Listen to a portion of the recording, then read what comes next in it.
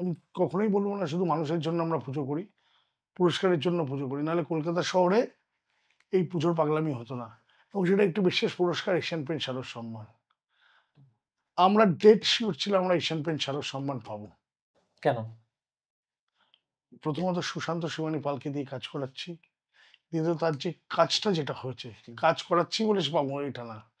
কাজটা যে লেভেলে হয়েছে, যে অরাটা ক্রিয়েট করেছে, ওই প্যান্ডেলে দাঁড়িয়ে যে কেউ বলছে আমরা একটা অন্য ওয়ার্ল্ডে চলে যাচ্ছি।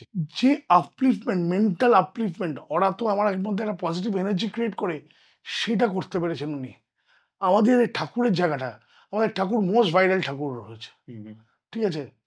এই ঠাকুর কি কলকাতা শহরের বিচারে শ্রেষ্ঠ প্রতিমা বা এই প্যান্ডেল টোটাল অ্যাম্বিয়েন্সে শ্রেষ্ঠ পুজো পায় না? 100% পায়।